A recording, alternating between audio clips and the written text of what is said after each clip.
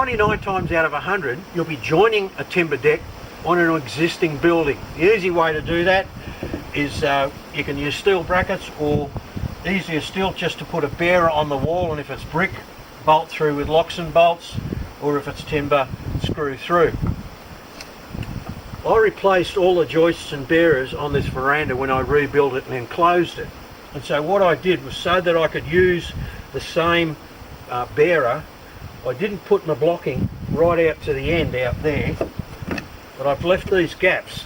And now I've come back, I can fit the joists for the deck straight in there, saving unnecessary timber and making it easy. Basically, there's two ways you put posts in the ground. You can put them in the hole, position them accurately, concrete them in place, and then the next day come back and build your timber work up to it.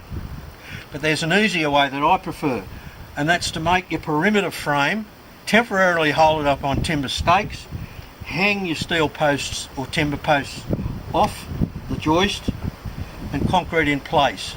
That way you know all your posts and all your rails are level. That's the way I'm going to do it.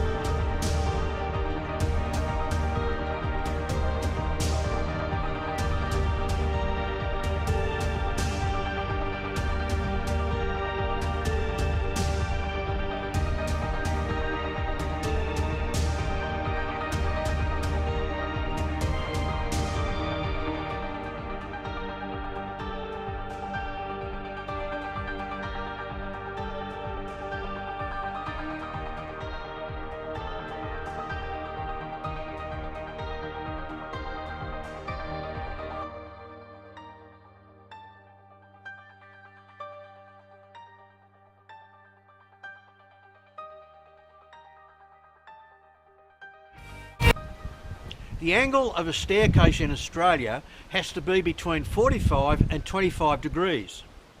If you look at British post-war terraced houses, you'll see their staircases are nearly always at 45 degrees. Way too steep for me. I prefer to make them as gently sloping as possible. But how do you figure out that angle? Forget the maths. Get yourself one of these angle calculators from a large hardware store or online.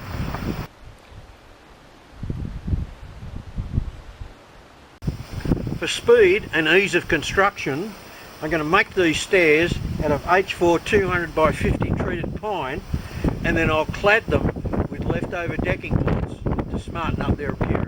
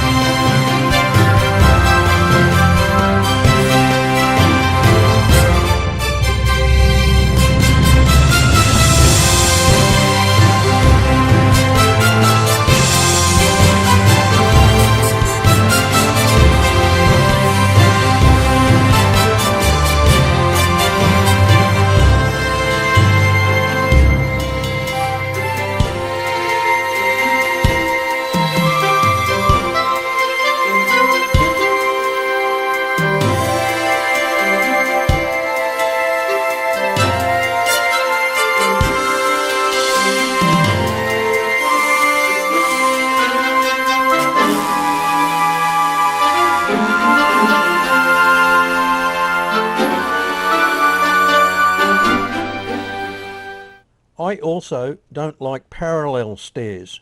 Instead, I like to splay the stringers out wherever I can.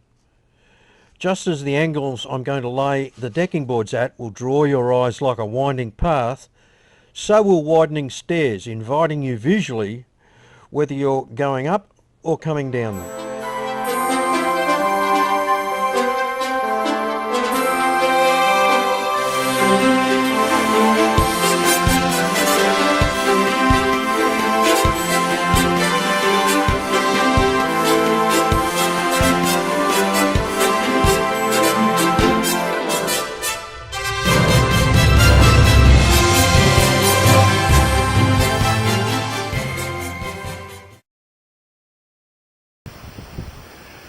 There is a long-standing and surprisingly fiery debate on whether the grooves, or the reeds as they are properly called, in decking boards should face up or should face down.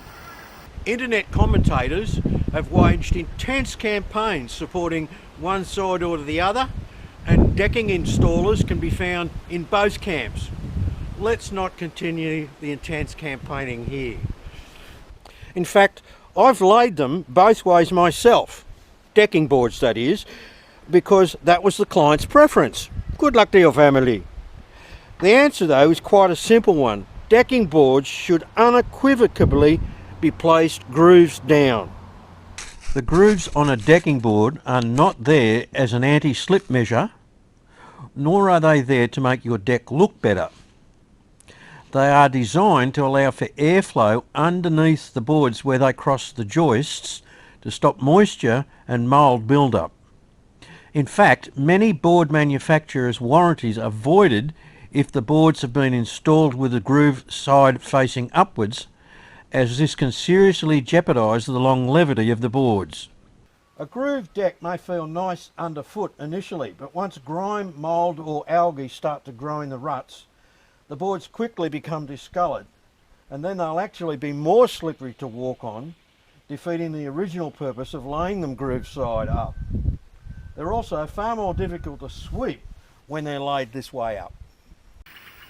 In this location, I think it'll make more sense to lay the decking boards at a 45-degree angle following the framing, rather than lengthways that would make it look like a narrow deck, as most people would do. Putting the boards parallel to this edge will be neat, will draw your eye to that wonderful mountain view and make the deck seem wider.